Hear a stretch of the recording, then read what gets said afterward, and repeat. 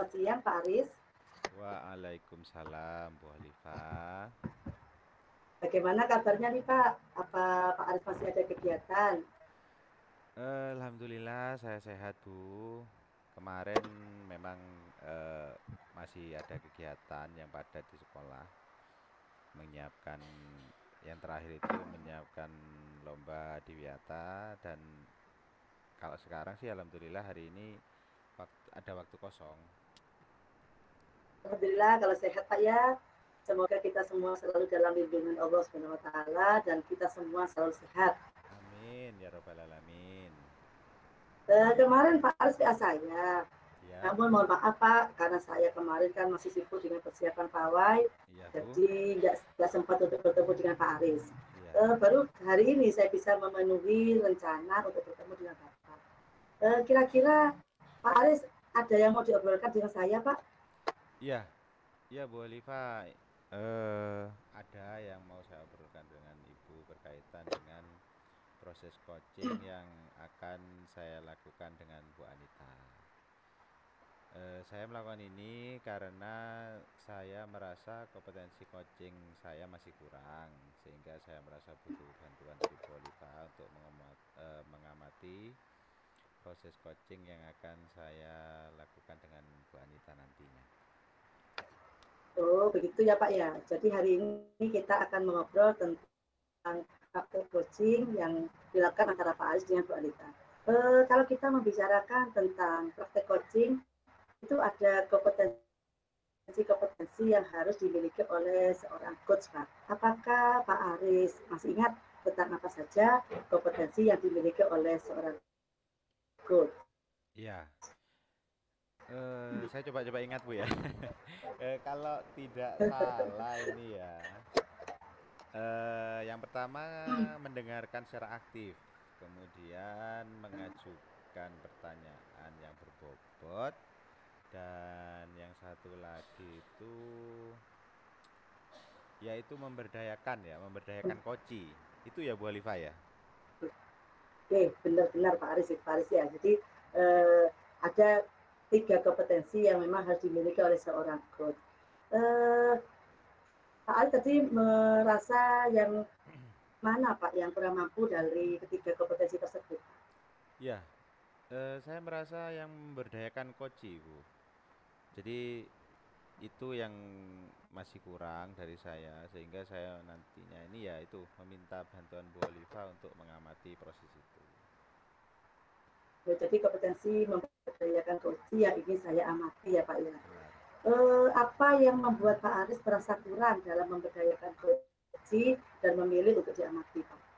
Ya, ya saya merasa gimana ya ketika coaching dengan Bu Anita itu ini sepertinya saya ingin segera memberikan masukan-masukan solusi dari masalah yang dihadapi Bu Anita.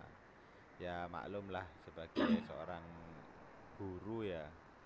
Kebiasaan kan gitu, kalau murid punya masalah, kita kan eh, secara refleks ya, memberikan Iya, solusi atau masukan. Nah, itu terbawa dalam proses coaching saya. Saya kurang sabar ketika Bu Anita membahas masalah-masalahnya gitu. Saya khawatirnya nanti seperti itu dalam pelaksanaannya gitu. Jadi saya takutnya juga nanti dalam proses coaching itu saya ingin segera membantu menyelesaikan masalah Bu Anita dengan cepat. Padahal ya kalau di coaching kan kita harus memberdayakan coach kan ya. Solusi itu kan harus berasal dari coach itu sendiri. Mungkin itu kekurangan saya, Bu. oh, jadi Pak Aris itu merasa kurang dalam memberdayakan coach ya Pak ya, sehingga meminta saya untuk mengamati prosesnya. Benar, Eh, benar. dari beberapa level kompetensi Pak ya, yaitu level 1 sampai level 4, kira-kira Pak Aris sekarang itu berada di posisi yang keberapa? Iya. Eh, ini kalau saya disuruh istilahnya menilai diri saya sendiri ya, ya saya mungkin masih berada di posisi kedua Bu.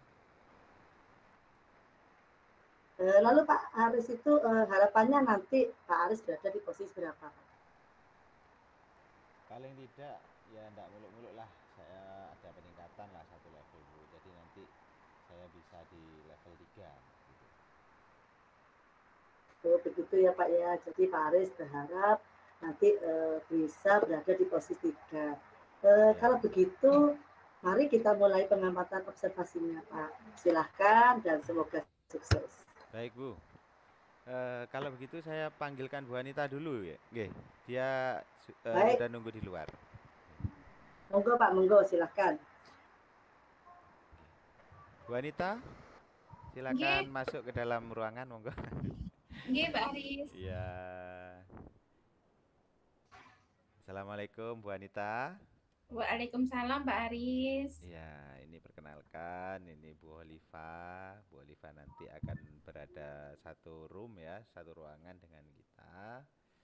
Nantinya Bu Oliva akan mengobservasi apa yang kita lakukan. Mohon jangan terlalu grogi, karena posisinya Bu Oliva sini ya hanya sebagai pengamat saja seperti itu.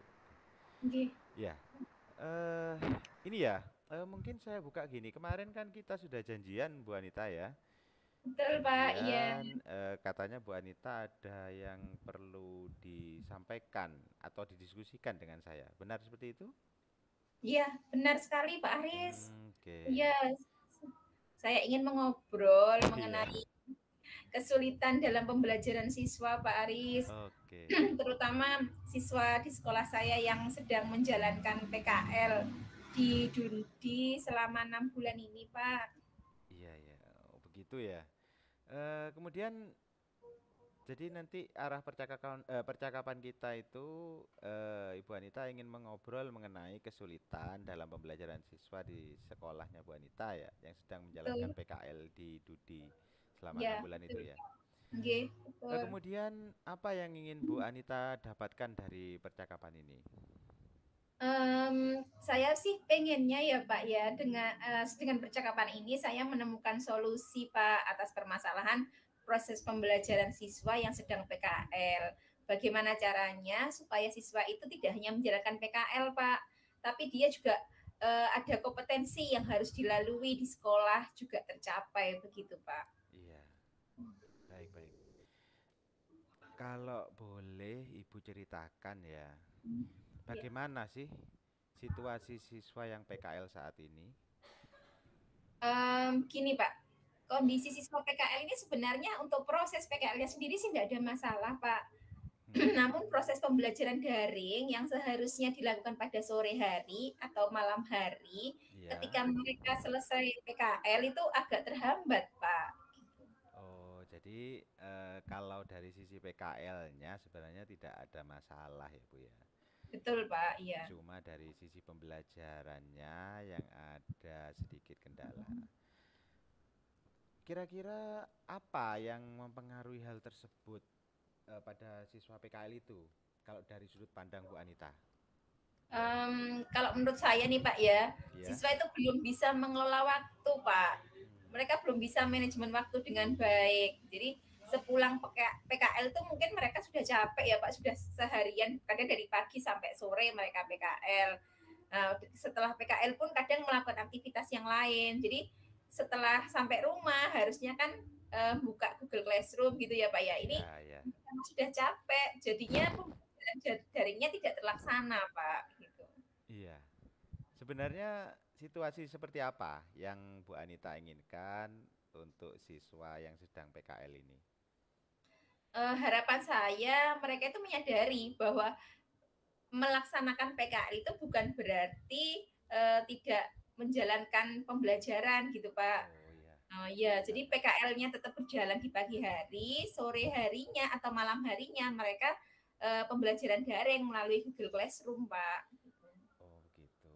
Jadi yang Bu Anita harapkan PKL-nya jalan, kemudian Betul, pembelajarannya juga jalan seperti itu Bu Anita iya ya. betul Pak. Baik, Iya. baik, baik.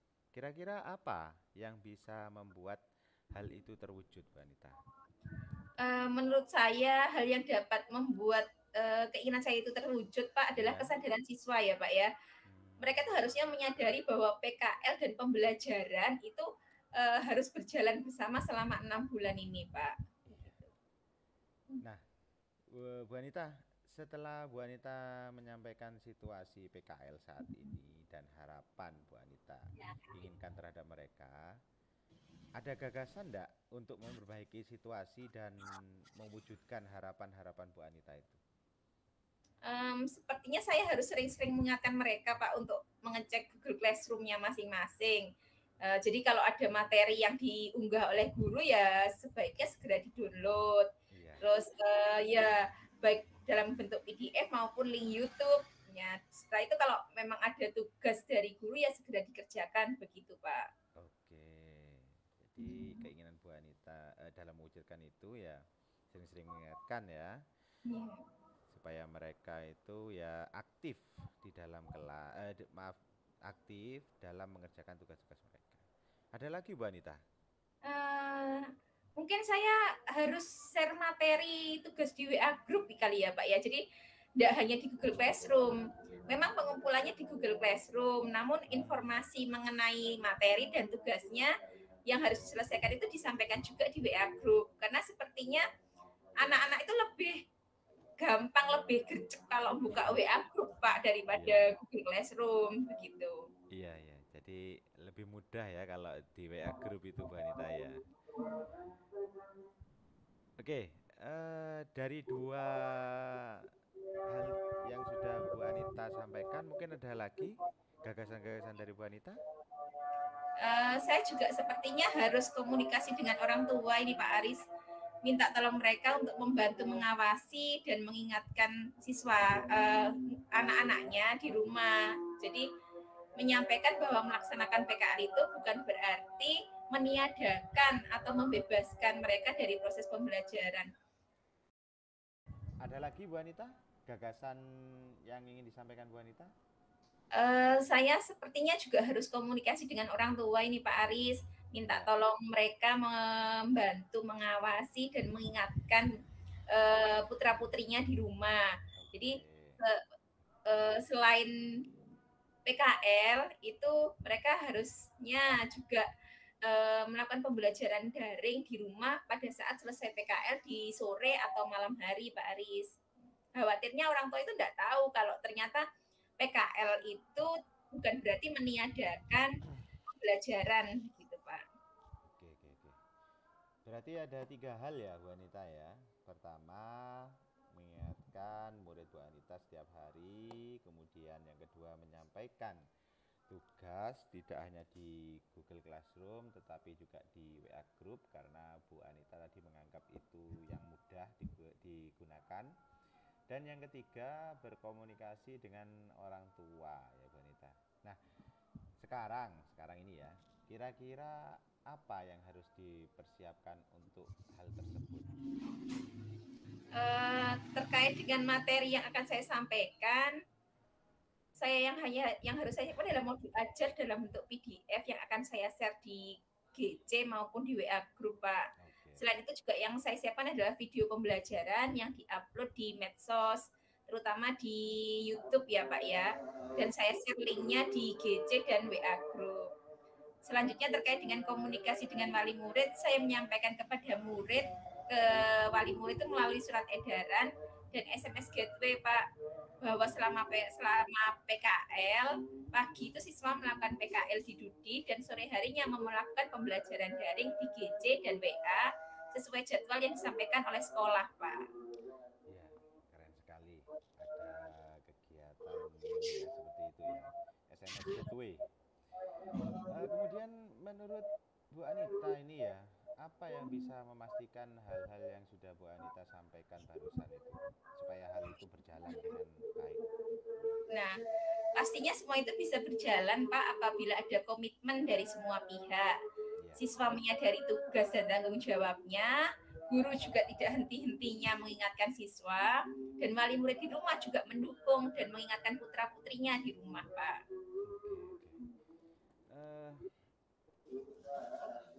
Sekarang gini, kalau Bu Anita membuat kriteria ya keberhasilan ya, apa kriteria bahwa pembelajaran selama PKL berlangsung sesuai dengan rencana Bu Anita? Kriteria sih sebenarnya kalau menurut saya sih mereka mengerjakan tugas yang ada di Google Classroom itu adalah suatu keberhasilan, menurut saya kriteria keberhasilan gitu Pak. Oke, oke, oke. Nah, setelah sesi ini ya, dari alternatif atau gagasan yang Bu Anita sampaikan tadi, apa yang akan Bu Anita lakukan pertama kali wis apa gitu? Pertama pastinya saya akan menyiapkan modul ajar dan video pembelajaran yang akan saya share ke siswa Pak. Kedua, saya juga menyiapkan surat edaran yang akan disampaikan kepada wali murid nantinya Pak. Kapan Bu Anita akan memulai rencana tersebut dan siapa yang akan dihubungi? Nah, untuk modul ajar dan video pembelajaran, untuk beberapa materi sih saya sudah buat Pak. Untuk yang belum, saya akan menghubungi rekan sejawat yang mengampu mapel yang sama untuk berkolaborasi menyusun modul ajar dan video pembelajaran Pak. Sedangkan untuk surat edaran kepada wali murid, saya harus berkoordinasi dulu dengan kepala sekolah, kurikulum, dan kesiswaan Pak. Ya. Setelah memulai rencana tersebut, bagaimana Bu Anita memastikan rencana Bu Anita itu bisa berjalan dengan baik? Dalam hal penyusunan modul ajar dan video pembelajaran, Pak, Ya. dengan menentukan rekan sejawat yang bersedia dan mampu menyusun kedua bahan ajar tersebut dalam waktu yang sudah ditentukan sih, Pak. Jadi jangan lama-lama, mereka kan PKL-nya 6 bulan nih, Pak. Jadi sebelum Iya, itu iya. ya segera mungkin gitu, Pak. Lama juga ya, 6 bulan. Iya, betul, Pak. Selanjutnya, siapa yang perlu dimintai dukungan untuk kegiatan Bu Anita ini? Nah, pastinya sih saya perlu dukungan dari kepala sekolah ini, Pak ya. Nah, sekaligus juga tim manajemen yang terkait, terutama kalau di sini sih tim manajemen yang termasuk dalam rencana saya itu adalah kurikulum dan kesiswaan, Pak. Ya, ya. Menarik sekali ya perbincangan kita hari ini. Terakhir ini sudah Bu Anita. Apa yang bisa Bu Anita simpulkan dari obrolan kita tadi ini?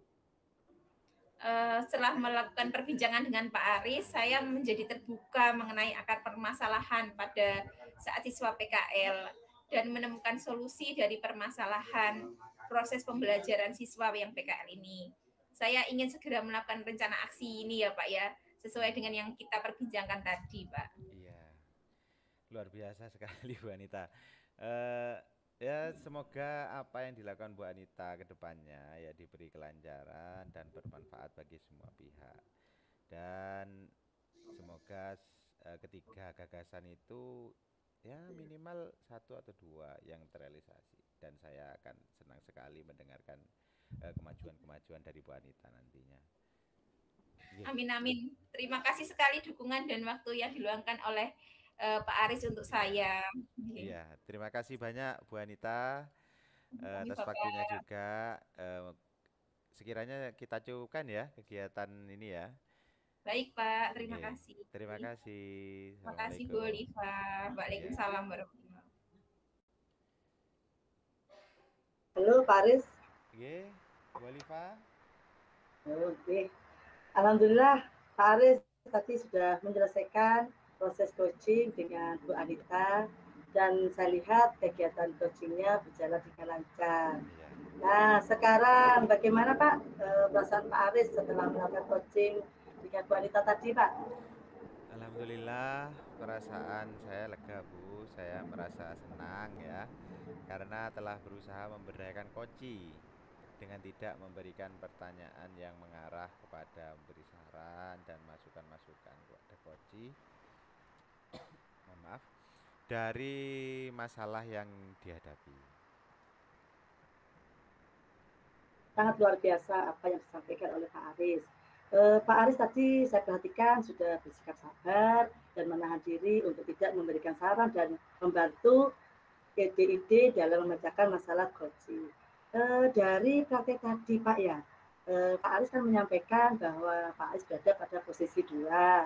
Nah, sekarang Pak, kira-kira Pak Aris sudah berada pada posisi berapa nih? Ya, setelah praktek coaching yang saya lakukan bersama Bu Anita tadi, saya merasa di posisi ketiga, Bu. Karena ketika proses coaching saya berusaha menahan diri untuk tidak mengarahkan dan memberi masukan kepada coach dengan saran-saran dan solusi dalam memecahkan masalah coach itu sendiri. Jadi Pak Aris sudah merasa ada peningkatan ya Pak ya, dari posisi 2 ke Benar. posisi 3. Luar Bu. biasa dan keren Pak Aris ya. Iya. Terima kasih Pak Aris sudah melakukan praktek coaching. Kalau gitu, apa boleh saya menyampaikan catatan yang sudah saya tulis dari kegiatan coaching tadi Pak? Boleh, silakan Bu. Oke. Gini Pak Aris, dari catatan saya yang saya buat selama proses coaching antara Pak Aris dengan Bu Anita tadi, saya melihat kalau Pak Aris itu sudah melakukan proses coaching dengan baik. Pak Aris sudah dapat mendengarkan dengan aktif apa yang disampaikan oleh coaching, menanyakan tujuan kepada coaching. Pak Aris dapat menggiring coaching untuk dapat mengidentifikasi masalah yang dihadapinya, sehingga coaching dapat menemukan masalahnya dan menemukan solusi dalam menghadapi masalah-masalahnya tersebut. Saya tadi perhatikan Pak Aris sudah berusaha untuk menahan diri Pak, dengan tidak memberikan saran dan masukan-masukan. Saya lihat juga Pak Aris memberikan pertanyaan-pertanyaan yang terbuka, yang tidak mengarah untuk memberi saran dan masukan kepada coaching Pak. Sehingga dari apa yang kita bicarakan tadi itu, yaitu memberdayakan coaching, menurut saya Pak Aris sudah bagus sekali nih Pak ya, sudah bagus. Menurut saya sih Pak ya, kalau tadi Pak Aris bilang berada di posisi level 3, yang Pak Aris sampaikan tadi, malah menurut saya Pak ini Pak Aris sudah mampu berada pada level 4, ya itu Pak ya. Karena Pak Aris kan sudah menahan diri, sabar untuk tidak memberikan saran dan mengarahkan coaching dengan masukan-masukan. Pak Aris dapat menggali informasi apa yang akan dilakukan oleh Bu Anita, yaitu selalu mengingatkan siswa setiap hari, menyampaikan tugas yang tidak hanya di Google Classroom, tapi juga WA Group. Dan yang ketiga, berkomunikasi dengan orang tua siswa. Selamat ya Pak Aris. Alhamdulillah, terima kasih Bu Oliva.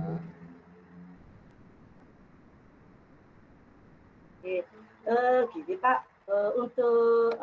untuk keberlanjutan. Nah, kedepannya itu kompetensi apa yang ingin Pak Aris kembangkan Pak?